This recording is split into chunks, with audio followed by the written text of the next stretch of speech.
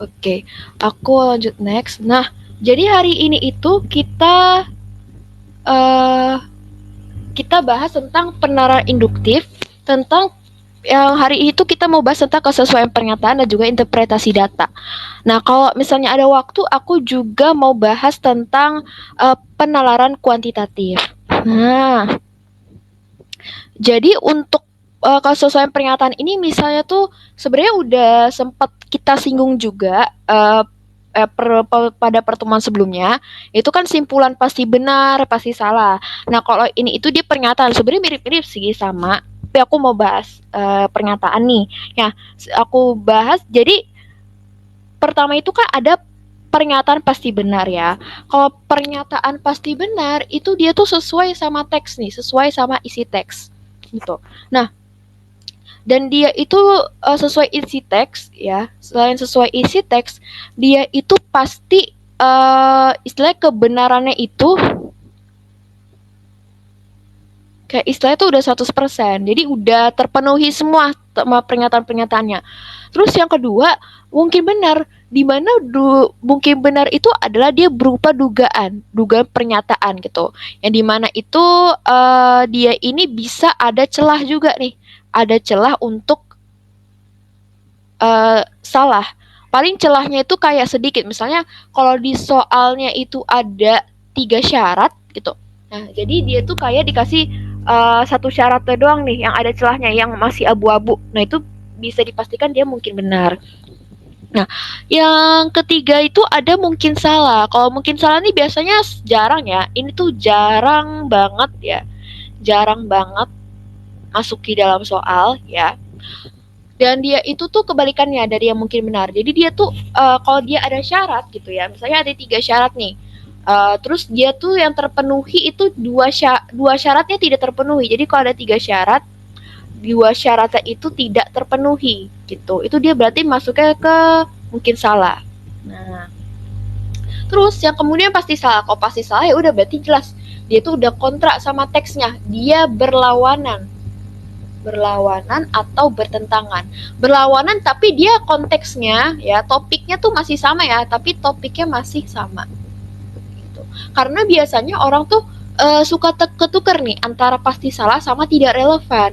Nah, kalau tidak relevan ini bedanya adalah dia itu yang nggak berkaitan isi teksnya atau biasanya kita bilangnya itu out ya atau out of topic gitu. Yang dimana dia nggak berkaitan isinya, dia tidak topiknya tidak sama atau bisa kita bilang topiknya berbeda. Nah, gitu. Kalau informasi yang tidak cukup adalah dia itu nah, kalau dia informasi tidak cukup adalah dia itu masih banyak abunya gitu. Maksudnya tuh kayak ada satu situasi di mana tuh kita perlu informasi lain gitu untuk menjawab pertanyaan tersebut gitu. Mungkin supaya lebih kebayang, kita mungkin langsung aja ke contoh soalnya aja deh. Nah, ini. Mungkin untuk soalnya ini kita bahas bareng-bareng dulu kali ya. Nah, di sini dia bilang dia maunya yang pasti benar. Kalau pasti benar berarti apa? Berarti dia udah sesuai sama teks. Sesuai dengan teks. Nah, coba teman-teman lihat dulu itu. Kira-kira jawabannya apa ya? Kita bahas aja dulu ya. Gini. Jadi, kita baca dulu nih. Bagi Dayak Orundaan sudah jadi tradisi mengelola lahan secara gotong royong oleh para perempuan dalam memanfaatkan hutan. Nah, biasanya mereka membentuk kelompok tani secara mandiri dengan jumlah 12 perempuan yang berusia 25 sampai 65 tahun. Tak hanya gotong royong untuk pemenuhan kehidupan sehari-hari, kelompok ini juga jadi ruang regenerasi dan meneruskan nilai-nilai tradisi. Nah, sekarang kita langsung ke opsi. Yang A, kira-kira benar gak? Perempuan Dayak Orundaan hanya menyukai cara bergotong royong. Hanya. Kalau ada kata hanya berarti dia cuma menyukai bergotong royong aja.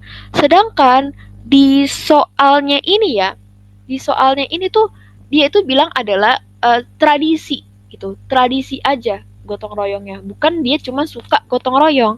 Berarti salah.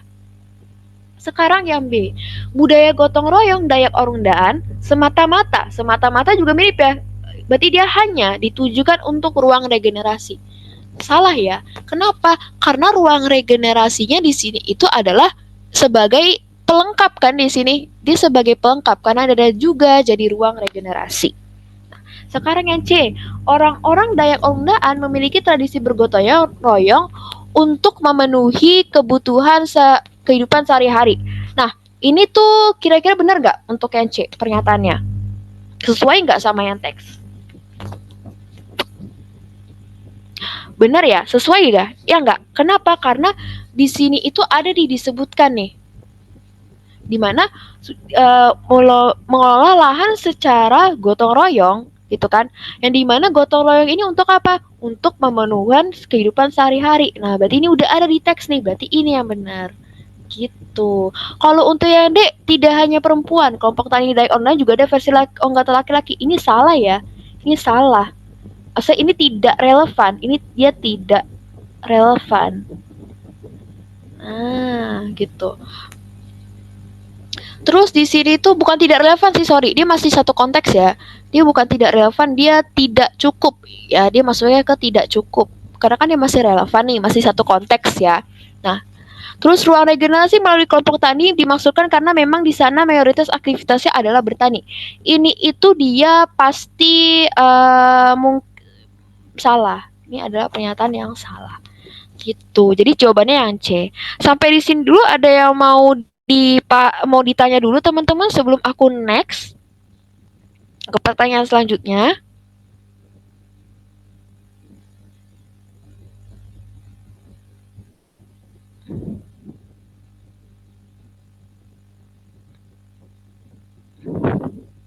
Oke, belum ada ya. Oke, kita next aja.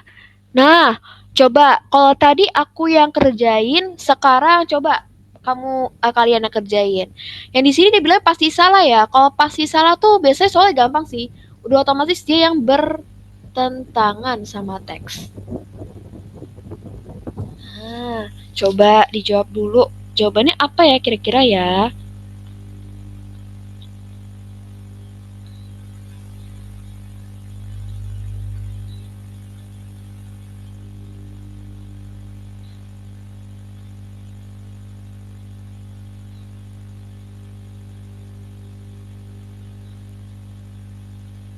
Oke, ada yang udah ketemu jawabannya? Yang pasti salah ya teman-teman.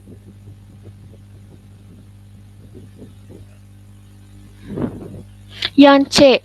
Ini mu atau mu dibaca ya? Dibilang C. Kyoko bilangnya C. Ada jawaban lain? Atau semua yang sepakat jawabannya yang C? Oke, kita langsung bahas aja deh. Nah, yang pasti salah berarti yang bertentangan ya. Di sini dia bilang, kita baca soalnya dulu.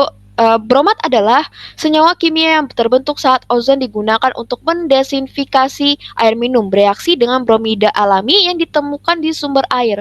Proses ini biasanya terjadi selama proses pengolahan air atau penyaringan air minum. Bromat dapat masuk ke dalam air minum kemasan jika proses penyaringannya tidak dilakukan dengan hati-hati atau jika ada kontaminasi dalam sumber air.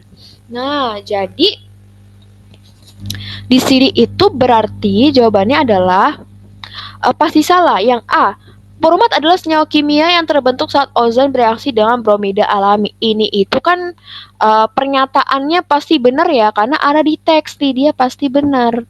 Nah, untuk yang B, proses pembentukan bromat biasanya terjadi saat proses pengolahan. Ini juga benar, ada di teks juga. Karena proses ini biasanya terjadi selama proses pengolahan air atau penyaringan air minum. Nah, sekarang untuk yang C nih. Yang C di sini dia bilangnya bromat tidak dapat masuk ke dalam air minum kemasan. Nah, bromat tidak dapat masuk ke air minum kemasan. Ini salah ya. Berarti ini jawabannya. Kenapa? Karena di sini nih teman-teman. Di sini dia bilangnya bromat itu dapat masuk ke dalam air minum kemasan jika proses penyaringannya ini tidak dilakukan dengan hati-hati atau jika ada kontaminasi. Berarti kan otomatis tuh dia bisa bromat tuh bisa masuk ya gitu. Berarti pernyataan tidak dapat ini tuh salah. Berarti ini jawabannya. Kalau yang D, Bromat bisa terbentuk jika ada kontaminasi dalam sumber air. Ini benar, ada ya di teksnya udah jelas secara tersurat. Kalau yang proses penyaringan dapat mencegah bromat masuk ke dalam air minum kemasan. Ini juga benar. Ini secara tersurat juga. Nah, gitu. Sampai sini dulu, soalnya ada yang mau ditanya sebelum aku lanjut lagi nih ke soal berikutnya.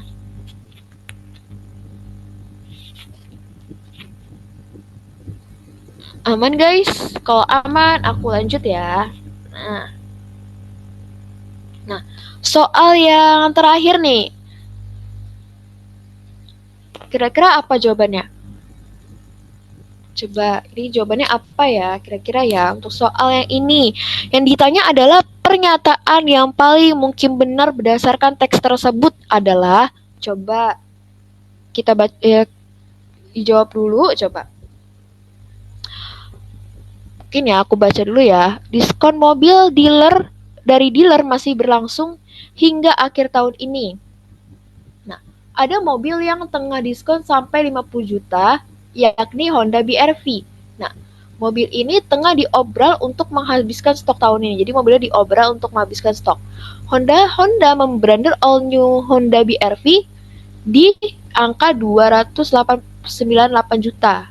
All new Honda BR-V MT sekitar 304 juta dan all new BR-V HCVT dengan harga 314 juta. Nah, selanjutnya all new Honda BR-V Prestige dengan harga 337 juta. Dan all new Honda BR-V Prestige with Honda Sensing dia 357 juta. Nah, pernyataan yang paling mungkin benar apa? Coba. Yang A, masa diskon berakhir saat perayaan tahun baru. Benar gak kira-kira? Mungkin benar gak? Mungkin benar gak sih? Ya gak? Dia sebenarnya mungkin benar ya. Kenapa? Karena kan di sini bilangnya diskon mobil dari dealer masih berlangsung hingga akhir tahun ini. Berarti kan kalau setelah tahun ini kan berarti kemungkinan berakhir ya gitu. Berarti ini kita simpen dulu. Jadi kalau dia pernyataan paling mungkin benar, biasanya itu kita cari, biasanya ada beberapa jawaban yang jawaban yang benar, tapi kita cari lagi yang mana yang paling benar gitu ya. Kalau dia soalnya kayak gini. Coba yang B. Tiap variasi Honda BR-V dikenakan diskon sebesar 15%. Salah ya? Iya enggak? Karena kan di sini dia bilangnya adalah sampai 50 juta. Maksudnya ada yang 50 juta, pokoknya dia bervariasi nih diskonnya, ya kan? Nah, untuk yang C, all new Honda BR-V Prestige CVT adalah variasi Honda BR-V yang paling mahal. Ini salah ya, karena kan yang paling mahal itu adalah yang Prestige with Honda Sensing, ya kan? Sekarang untuk yang D, all new Honda BR-V SMT adalah variasi Honda BR-V paling murah. BR-V SMT adalah variasi Honda BR-V paling murah. Kira-kira benar atau salah untuk yang ini? Suaranya mendem-mendem, masih mendem-mendem nggak suara aku? Cek. Masih mendem-mendem? Masih mendem-mendem ya?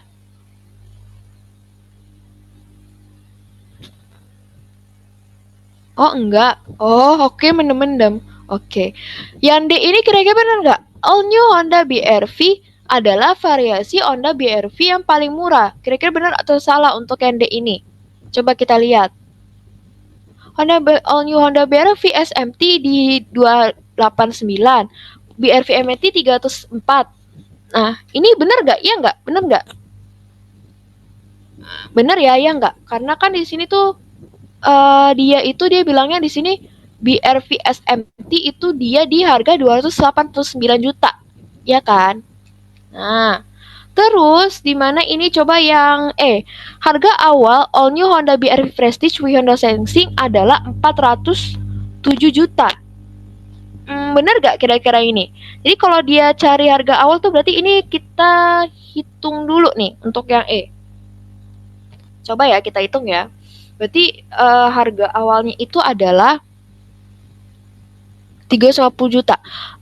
Ini itu belum tentu benar ya. Kenapa? Karena di sini ada mobil yang tengah diskon sampai 50 juta.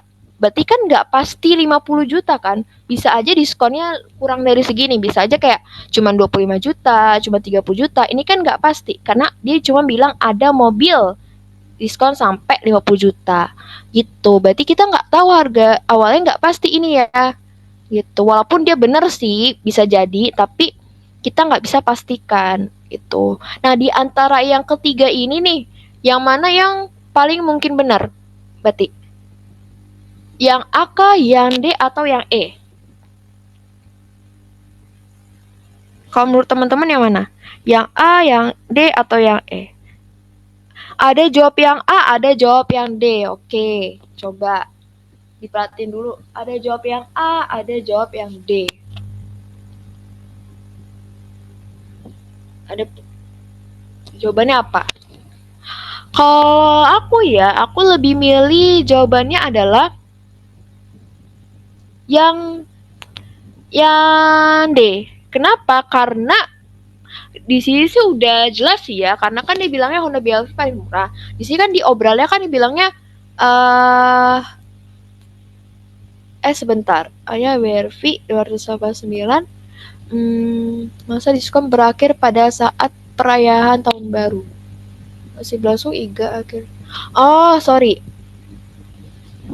Pada jawab yang D ya? Coba. Dasar ya. Oke.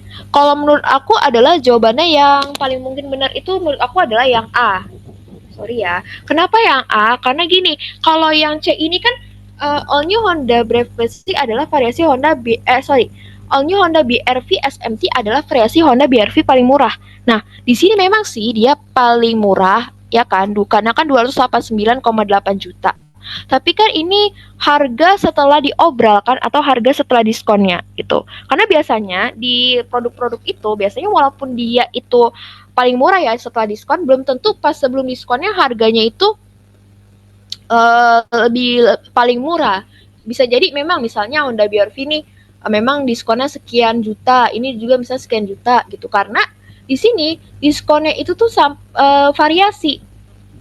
Bisa sampai 50 juta gitu kan, dan nggak pasti. Jadi makanya mungkin ya yang paling mungkin benar menurut aku adalah yang A. Masa diskon berakhir pada saat perayaan tahun baru. Karena di awal tuh udah dijelasin nih, diskon mobil dari dealer masih berlangsung hingga akhir tahun ini. Gitu. Berarti kan berakhir pas mau perayaan tahun baru. Itu kan, berarti kan logikanya gitu. Sampai sini ada yang mau ditanya dulu guys sebelum aku lanjut? Atau ada yang masih bingung terkait teks yang ini?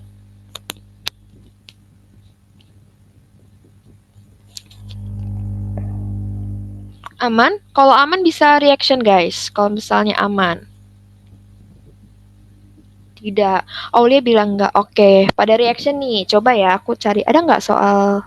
Bentar. Ada nggak soalnya lagi? Nah. Coba soal yang ini ya.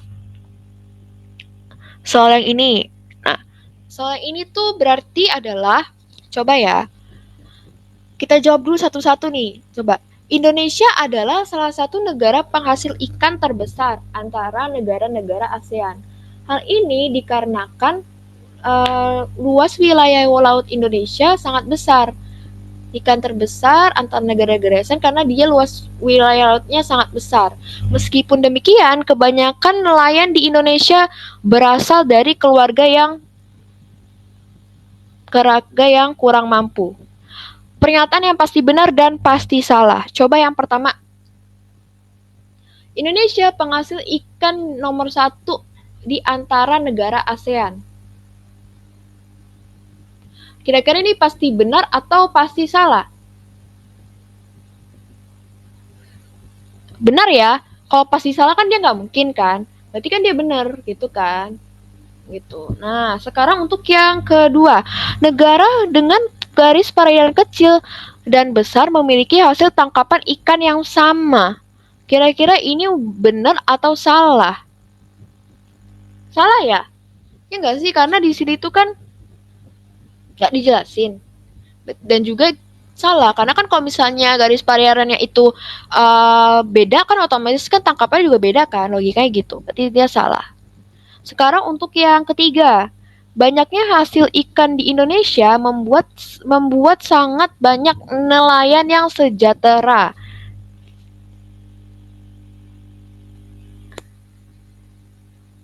Tapi kan yang mana? Tapi kan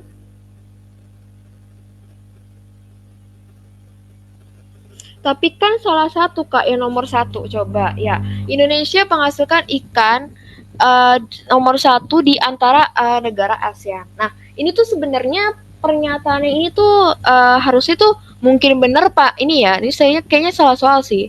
Harusnya tuh dia mungkin benar dan mungkin salah. Kenapa nomor satu aku lebih condong ke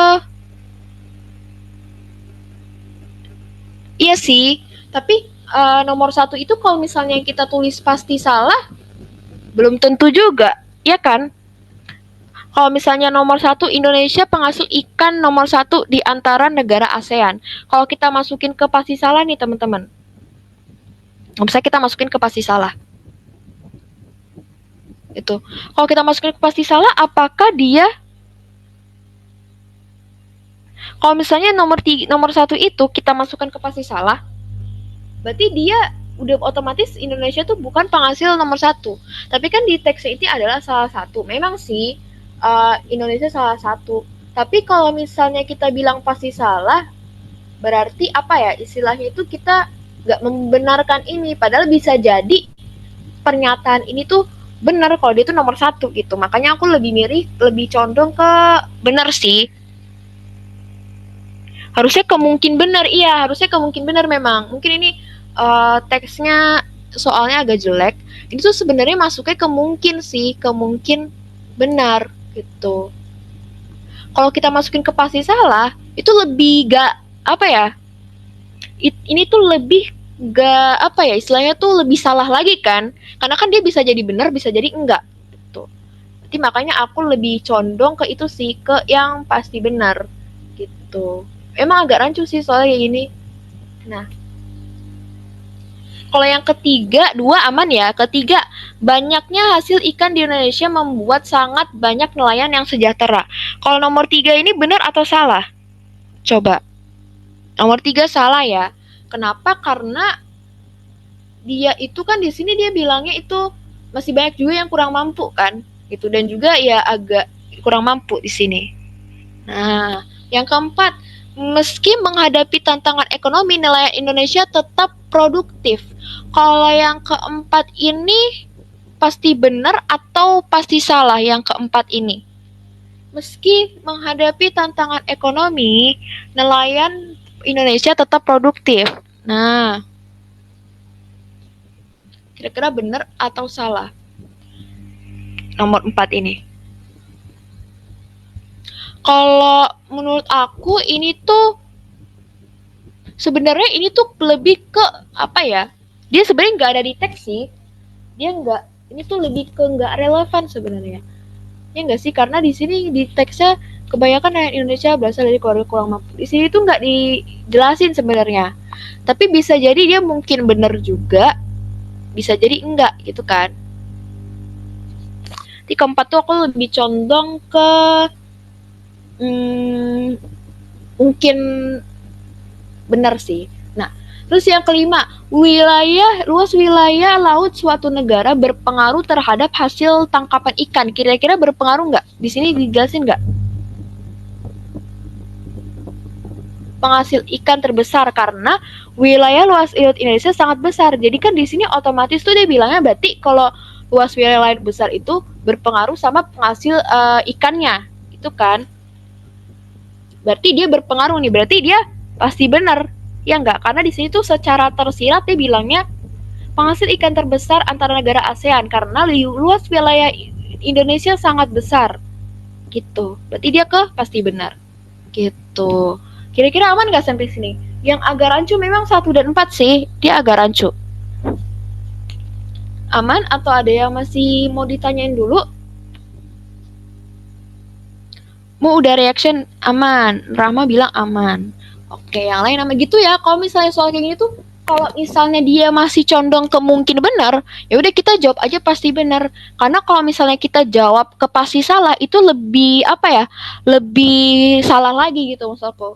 Lebih nggak sesuai lagi. Tuh. Kan ya sampai sini ya. Nah, nah, oke deh. Karena kita udah masuk ke materi ini, kesusahan pernyataan. Nah, kita move dulu ke materi interpretasi data. Nah, interpretasi data tuh maksudnya adalah kayak kita tuh kayak ada grafik gitu. Bentuk soalnya tuh biasanya biasanya berupa tabel data, bisa juga berupa grafik. Nah, di mana tipe soalnya itu biasanya pernyataan sesuai data. Misalnya kayak pernyataan pada tahun 2017 misalnya ada grafik dikasih tahun 2017 tuh totalnya berapa, bisa kayak gitu. Yang kedua itu ada memprediksi data. Jadi kalau misalnya ada dikasih grafik, biasanya ditanya tuh kayak data misalnya tahun ini tuh uh, dia tuh kayak gimana, naik kah atau turun kah atau stabil kah atau bagaimana, biasanya gitu. Nah, biasanya juga interpretasi data itu juga ada kayak secara kuantitatifnya gitu, ada perhitungan kuantitatifnya gitu. Mungkin langsung aja ya ke contoh soalnya. Nah, contoh soal ini. Ini kurang lengkap ya, harusnya ada D itu 2020, E itu 2021. Nah, gitu. Di sini bilang berdasarkan data pada diagram pada tahun berapakah persentase daya listrik PLTA paling kecil. Nah, berarti ini tuh kita lihat aja nih di grafiknya. Kita lihat nih, yang mana daya listrik PLTA yang paling kecil. PLTA kan berarti dia yang warna biru. Berarti yang mana tuh yang paling kecil? Di antara semua ini yang paling kecil yang mana di grafiknya? Tinggal jawab aja sih kalau yang kayak gini. Nah, yang paling kecil tuh yang ini ya. Dia paling kecil di antara yang lain nih. Nah, enggak. Berarti karena dia yang paling kecil, berarti jawabannya yang mana teman-teman? Kalau dia paling kecil 2017 nih. Berarti jawabannya yang A, 2017. Jadi gitu ya. Jadi kalau misalnya ada ditanya nih, tahun berapa kah ini kah, pokoknya kita tinggal lihat aja bentuk grafiknya gitu. Ini soal asli ya, BTW. By the way, ini soal asli tahun kemarin. Gampang ya, kalau ada soal kayak gini tinggal lihat datanya aja ya. Mungkin aku bisa next dulu. Mana ini ya? Oh, nggak lengkap soalnya. Sorry. Bentar ya, bentar. Sorry. Ini tuh ada soalnya kalau nggak salah. Mana ya? Sorry. Bentar ya. Bentar. Wait. Kalau nggak salah ini kepotong deh soalnya. Coba yang ini ya nggak?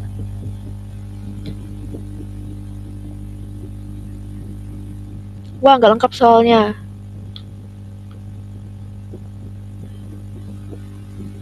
Wah, bentar ya. Ini tuh harusnya memprediksi data. Ada nggak ya memprediksi data di soal aku?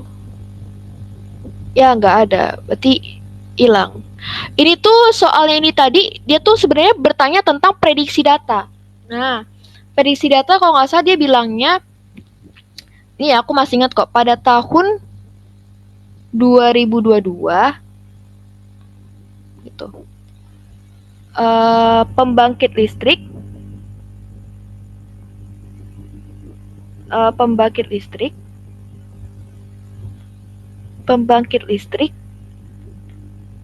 itu meningkat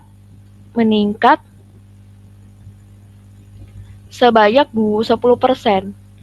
Coba prediksikan maka gitu ya, biasanya maka pada tahun 2023 situasinya kayak gimana gitu, grafiknya kayak gimana. Nah, jadi ini tuh yang aku maksud adalah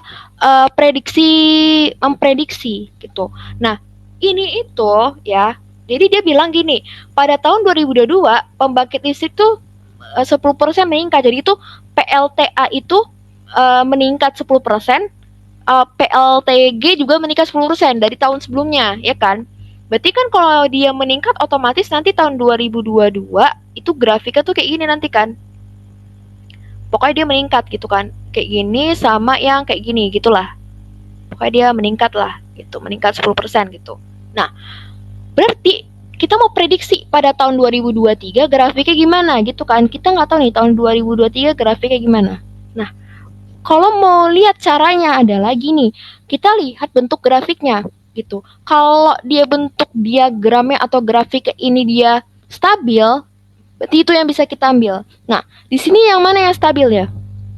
Yang stabil itu yang PLTA ya. Kenapa? Karena PLTA itu dia meningkat terus, gak ada penurunan. Gitu. Berarti kita bisa prediksikan pada tahun 2023 kalau daya, berarti kita bisa presentasikan persentase daya listrik ya. Daya listrik untuk PLTA dia akan meningkat pada tahun 2023. Nah, gitu. Aman nggak kira-kira sampai sini? Kenapa yang PLTG nggak bisa? Kenapa PLTG nggak? Karena PLTG ini dia itu nggak stabil teman-teman. Dia tuh ada yang naik, terus ada yang turun, bahkan ada yang tetap gitu. Berarti kan otomatis tahun 2023 kita nggak tahu nih apakah dia akan tetap begitu aja, ataukah dia meningkat atau justru menurun. Yang lebih pasti itu adalah data yang ini nih, PLTA. Nah, dia naik terus, nggak pernah turun. Makanya tahun 2023 itu jawabannya adalah persentase daya listrik PLTA akan meningkat.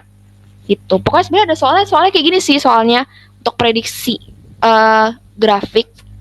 Sampai sini dulu kira-kira aman atau ada yang mau ditanya nih sebelum kita lanjut?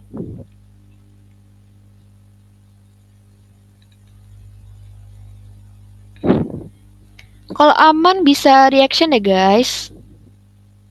Aman. Oke, Aulia biar aman. Aman gimana yang lain? Aman atau ada yang masih mau ditanya?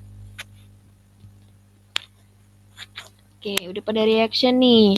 Oke, kita lanjut ya. Nah, next soal adalah yang ini teman-teman. Coba, ini kesusun pernyataan juga ya. Nah, di sini lihat di sini soalnya tuh kayak gini teman-teman. Coba kalian mau jawab dulu atau gimana nih? Oke, coba ya kita jawab aja deh bareng-bareng. Berdasarkan data tersebut, wilayah manakah dan pada tahun berapa produksi padi memiliki jumlah yang paling banyak? Ini tanya tahun berapa, tahun di wilayah mana dan tahun berapa gitu. Coba kita lihat satu-satu. Yang akan yang ini paling banyak Jawa Barat. Jawa Barat itu yang paling banyak berapa produksi? Berarti yang paling banyak di Jawa Barat itu yang ini, ya kan? Nah, terus yang luas wilayah paling banyak yang mana? Luas wilayah itu yang paling di sini kan tahun 2002 2021. Kalau tahun 2020 yang paling banyak itu si ini ya, Jawa Timur. Nah, kalau yang 2021 yang paling banyak tetap Jawa Timur ya. 2022 juga Jawa Timur. Nah, terus produksi juta ton yang paling banyak itu ada di mana? Ada di sini ya, ada di 2020. Punyanya Jawa Timur. Berarti jawabannya yang mana? Jawabannya adalah yang D, Jawa Timur pada tahun 2020. Jadi gitu ya, kalau mau baca interpretasi data gitu ya, kita cocokkan aja sama datanya. Gitu. Nah, aman ya berarti ya, karena kan kayak cuma mencocokkan aja nih. Nah, sekarang ke nomor 2. Coba. Kalau nomor 2, coba kalian jawab dulu kira-kira apa ya jawabannya untuk yang ini. Nah, kebetulan ini dia berkaitan sama kuantitatif ya. Berarti kita hitung dulu nih persentasenya. Coba. Apa ya jawabannya ya?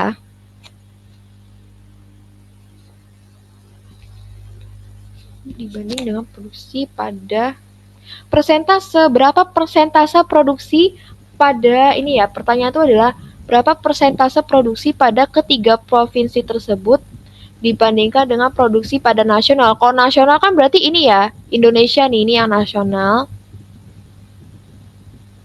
Gitu. Ini itu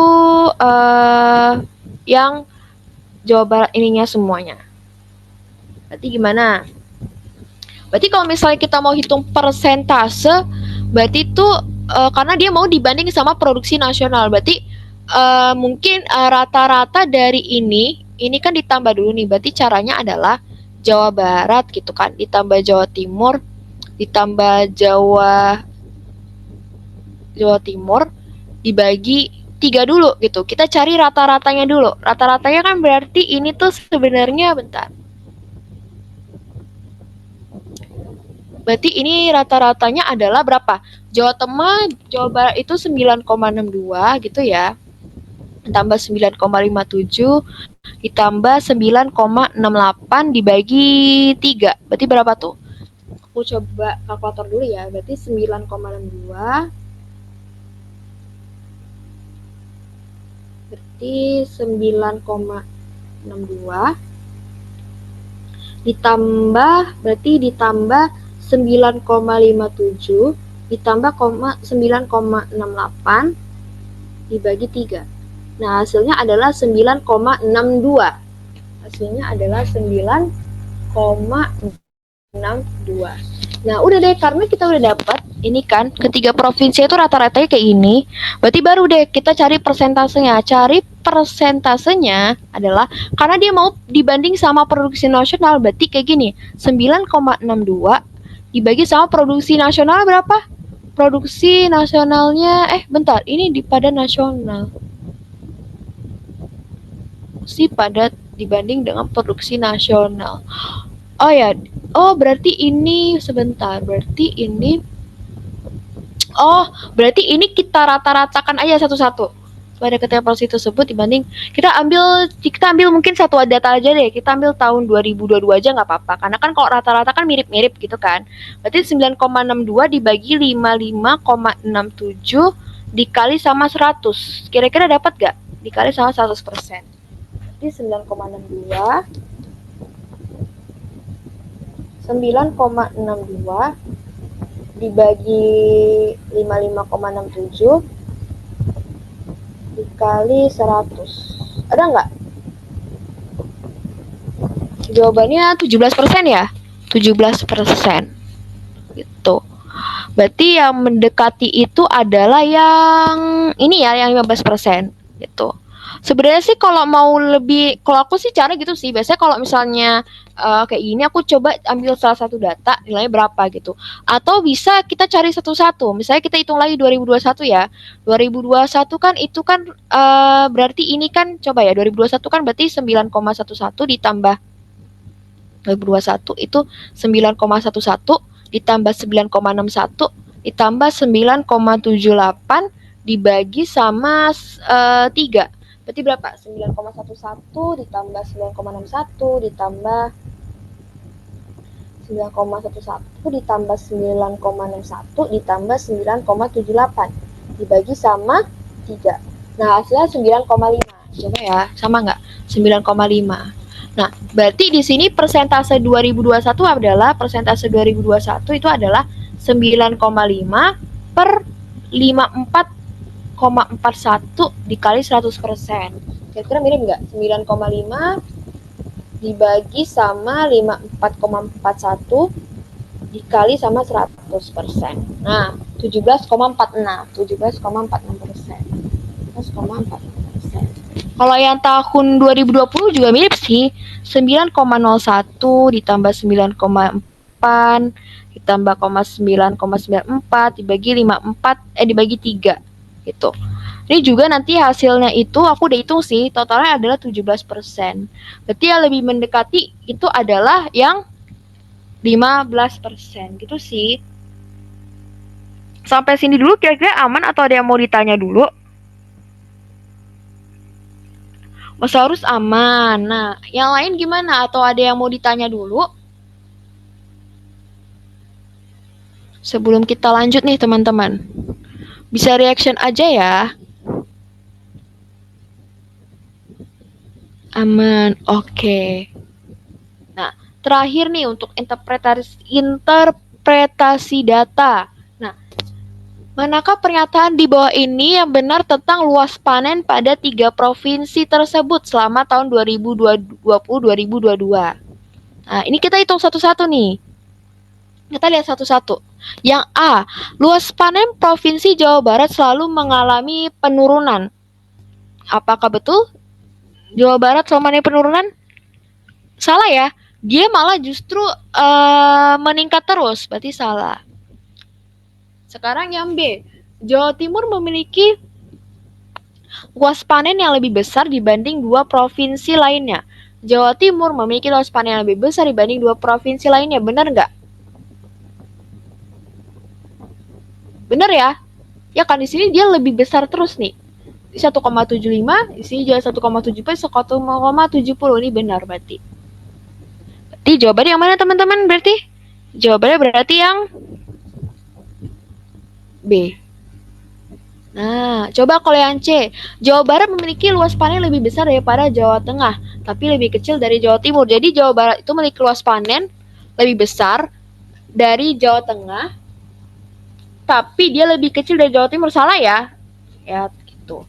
Yang D, Jawa Tengah memiliki luas panen yang selalu mengalami kenaikan selama 2020 sampai 2022. Ini salah ya?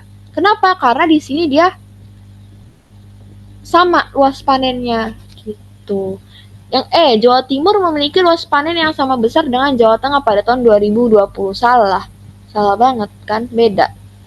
Nah, salah. Maka jawabannya memang benar yang B. Jadi gitu ya, untuk interpretasi data adalah itu kita baca soalnya baca grafiknya atau kita baca data yang ada di tabel baik-baik untuk menjawab interpretasi data. Sebentar, apakah ada contoh soalnya lagi? Oh, nggak ada. Nah, sampai sini dulu aman?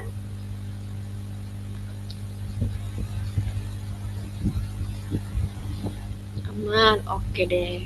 Nah, kalau udah aman, kita lanjut dulu ke materi terakhir. Ternyata agak sempet ya untuk materi penalaran kuantitatif.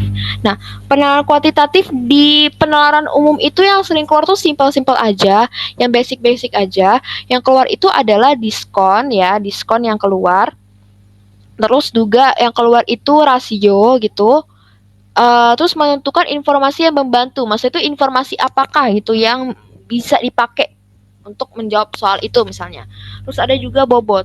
Nah, ini tuh yang lebih sering. Nah, contoh soalnya gimana? Contoh soalnya itu, nah, ini tuh untuk diskon. Nah, untuk diskon, ini soal tahun kemarin juga, soal diskon. Dimana aku punya tips nih, kalau dia itu, ini, caranya. Caranya gimana? Kalau misalnya ini diskon nih, misalnya diskonnya tuh sebesar A persen gitu. Berarti harga setelah diskonnya adalah 100 dikurang A persen dikali sama dengan harga sebelum diskon. Nah, kan jadi rumusnya itu ya, kalau dia diskon itu berarti 100 dikurang A persen, langsung aja kayak gitu. Harga sebelum diskon. Coba, di sini harga setelah diskonnya dia bilang 105.000. Berarti kita bisa tulis 105.000 sama dengan 100 dikurang berapa? Diskonnya 30%. Berarti dikurang 30%. Nah, dikali harga setelah diskon, harga sebelum diskon. Yang itu harga sebelum diskon yang kita cari. Nah, harga sebelum diskon. Nah, berarti ini kan berarti kita bisa tulis 105.000 sama dengan ini 30% ya. Dikali sama harga sebelum diskon. Nah, berarti kan sama aja ini itu 105.000. Ini kan sama aja 30 pas 100 ya. Nah, dikali harga sebelum diskon. Berarti kalau kita cari harga sebelum diskonnya, ini pindah ruas nih. 100-nya pindah ruas ya. Ini 30 per 100 pindah ruas. Jadinya bentuknya adalah 105.000 dikali 100. Jadi dibalik ya, kalau dia itu ya per 30. Sama dengan harga sebelumnya. Harga sebelum diskon. Berarti kan ini coret hasilnya adalah 100 apa ya? 1.050.000 dibagi 3. Berarti jawabannya adalah berapa? Harga sebelum diskonnya berarti 105.000 di 1.050.000 dibagi 3. Artinya berapa? 1.050.000 dibagi 3 adalah 350.000 ya, ya enggak? Benar enggak? 350.000. Benar enggak jawabannya itu? 350.000. Ya, tuh jawabannya 1 juta. Ya, jawabannya ada 350.000. Berarti jawabannya yang C. Gitu. Sampai sini ada yang mau ditanyain dulu untuk soal ini? Soal ini soal asli ya, soal diskon-diskon tuh soal asli yang ini. Aman-aman sebelum aku move ke mana ya? Aku bahas aja. Sebelum aku move ke soal-soal berikutnya nih. Oke. Aman? Kalau aman kita bisa reaction supaya kita bisa lanjut.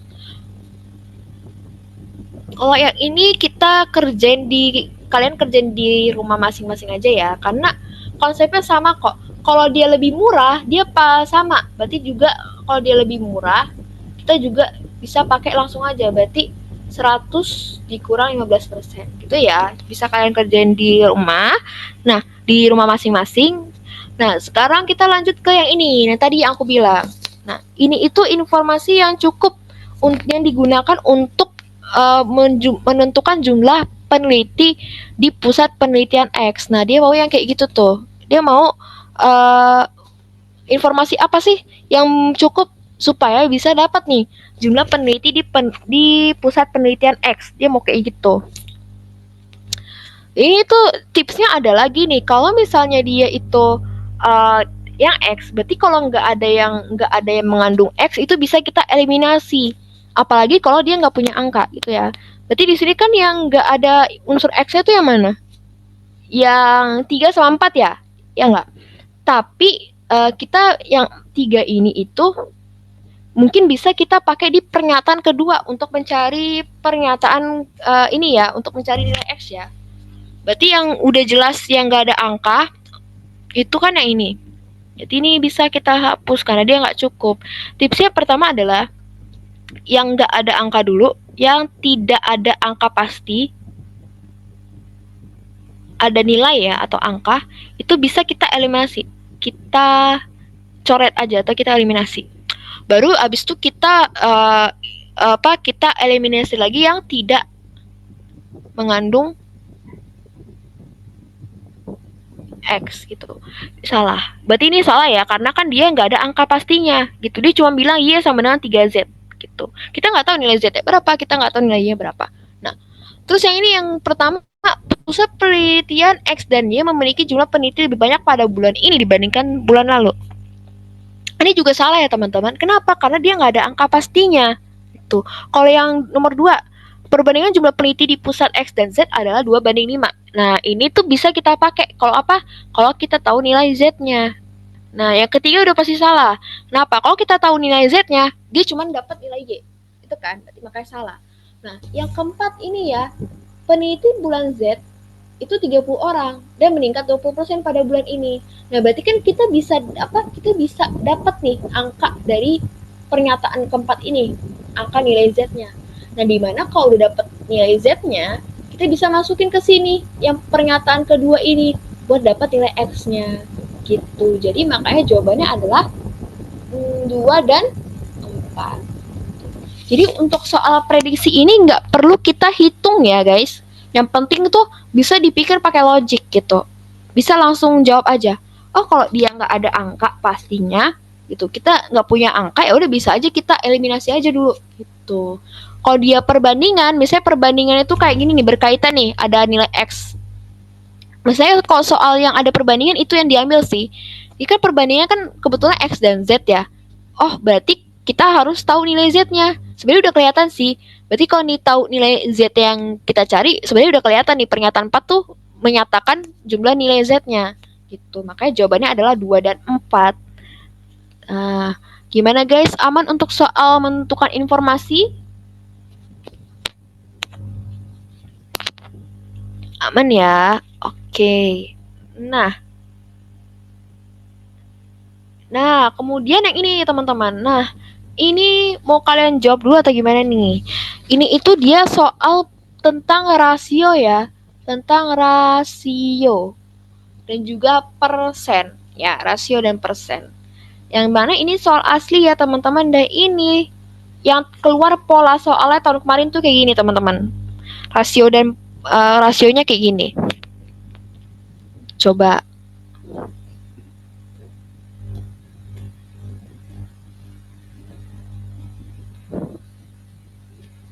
Coba.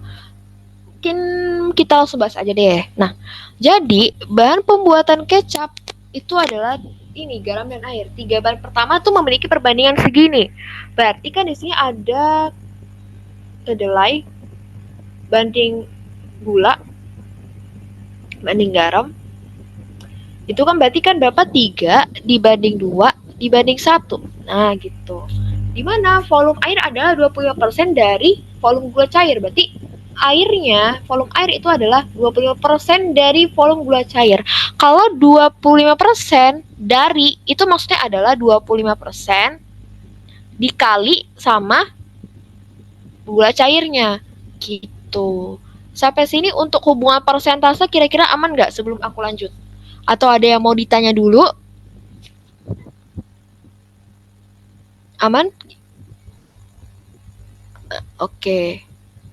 Nah, kemudian teman-teman, berarti kan di sini kan banyak airnya itu ternyata diketahui airnya 2 liter. Berarti kita masukkan aja 2 liter sama dengan 25. Ini kan sama aja 25 per 100 ya teman-teman. 25 per 100 dikali gula cair. Nah, kalau dia pindah ruas ini berartinya kita tukar nih. Jadinya 2 dikali 100 per 25 sama dengan gula cair.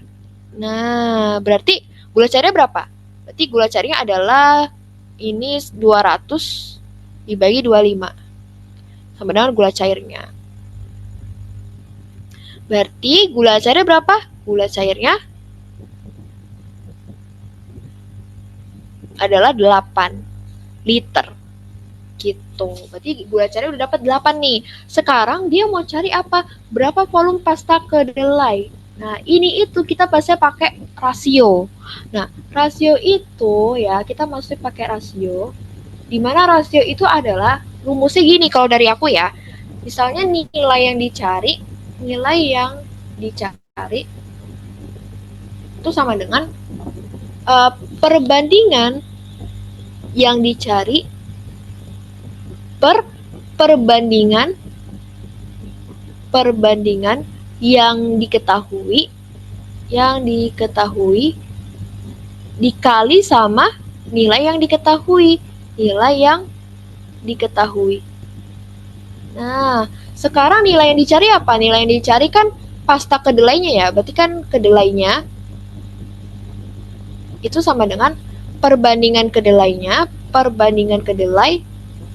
dibanding sama perbandingan yang diketahui apa? Yang kedua kan kita udah dapet nih gula cairnya 8. Berarti pakai perbandingan gula cair. Nah, perbandingan gula cair dikali sama nilai gula cairnya dikali sama si volume gula cairnya. Ya kan ditanya volume ya. Berarti berapa? Berarti volume kedelainya sama dengan perbandingan kedelai di sini berapa? Di perbandingan ini perbandingan kedelainya ada 3. Berarti kita masukkan angka 3 per perbandingan gula cairnya di perbandingan ada berapa? Ada 2. Berarti 3 per 2 dikali gula cairnya itu ada berapa? Gula cairnya itu totalnya tadi dapat 8 liter ya. Berarti dikali 8. Nah, dicoret. Nih, coret 8 liter ya. Berarti sisa 4. Berarti volume kedelainya adalah 4 dikali 3. Berarti hasilnya 12 liter. Gitu. Berarti jawabannya yang E. Nah, gitu ya teman-teman ya. Kalau dia soalnya rasio dan persen ya. Sampai sini dulu kira-kira aman atau ada yang mau ditanya nih sebelum aku lanjut nih?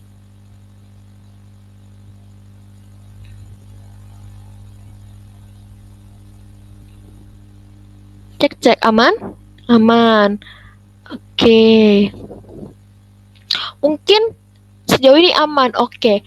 Jadi untuk ini ya soalnya dia kayak gini. Itu ya. Nah, selanjutnya tuh terakhir ya. Terakhir aku mau bahas mana ya? Ini udah. Nah, aku mau bahas ini deh tentang bobot ya. Dia ini merupakan tipe soal di kuantitatif juga, di penerapan kuantitatif uh, penerapan umum. Yang ditanya itu biasanya bobot nih. Ini sering banget keluar guys. Ini tuh sering banget. Maka aku kasih tanda seru ya. Karena dia sering keluar. Nah, di sini kita lihat ya. Di sini dia bilang 5 tim memperebutkan lomba debat di fakultas. Dimana dia bilang kalau aspek kelulusan itu pengetahuan itu 6 bobotnya. Kalau si komunikasi itu bobotnya 4 gitu. Ini tuh mau nggak mau ya supaya kita dapat nilai yang akurat, kita hitung satu-satu. Nah, di sini kan bobotnya 6:4. Maksudnya 6:4 adalah ini tuh bobotnya tuh kayak sama aja, ini tuh kayak 60% dan 40% gitu. Jadi maksudnya bobot tuh gitu. Kalau dia 6:4 berarti maksudnya adalah keluasan pengetahuan diambil 60%, terus kalau kemampuan komunikasi dia ambil 40% gitu. Berarti kita satu-satu deh. Berarti misalnya yang K. Nanti kalau udah dapet nilai ini sama yang ini baru kita jumlah gitu. Misalnya yang K. Untuk keluasan pengetahuannya 35, berarti kita ambil. Untuk keluasan pengetahuannya berarti 35 dikali 60% atau 60/100.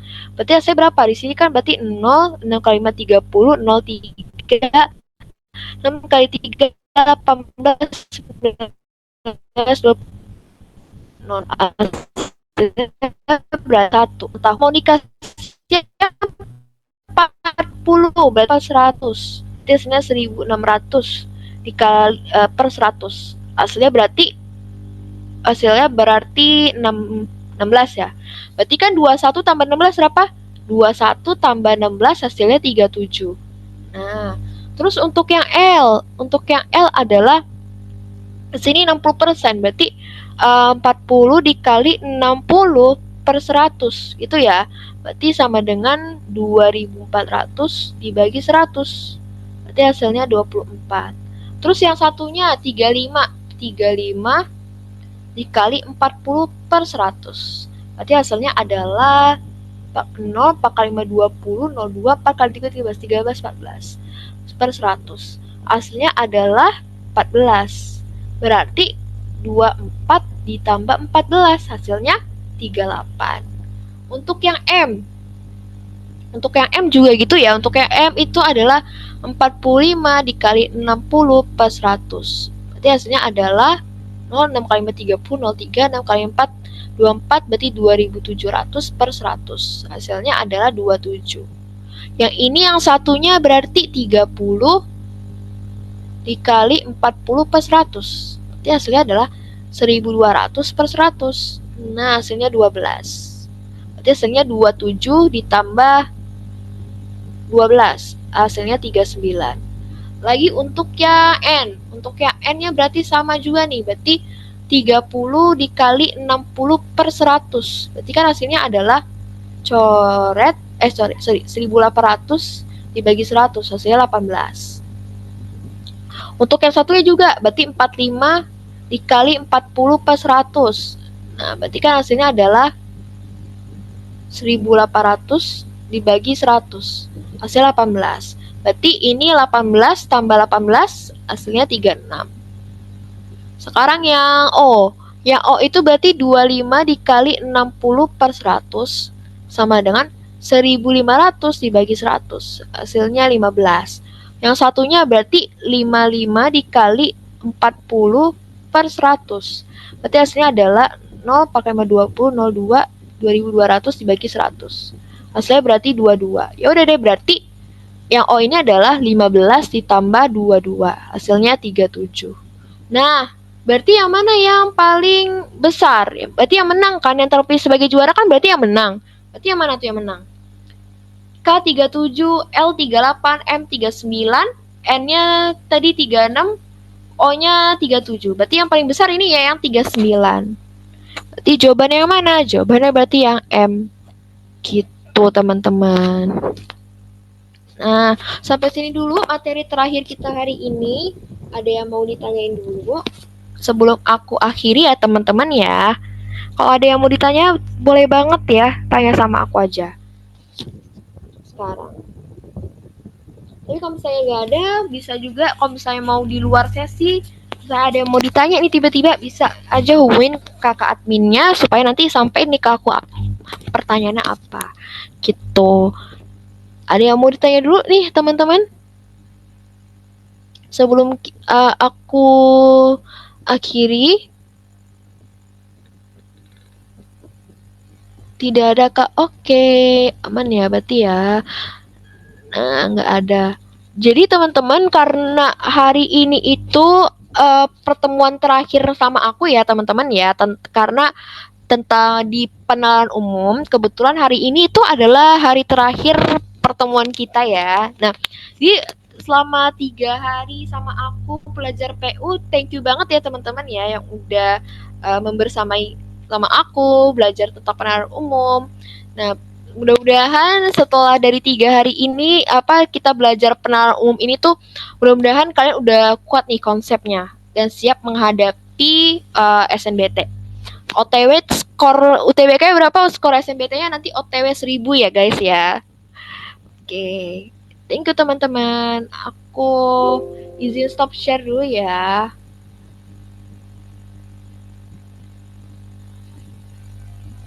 Oke.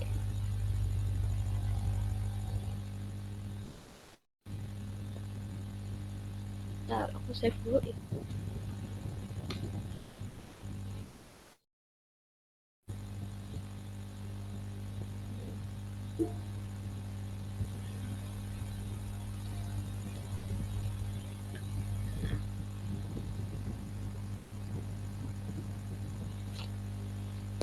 Oke, aku izin live ya teman-teman. Semangat semuanya. Terima kasih.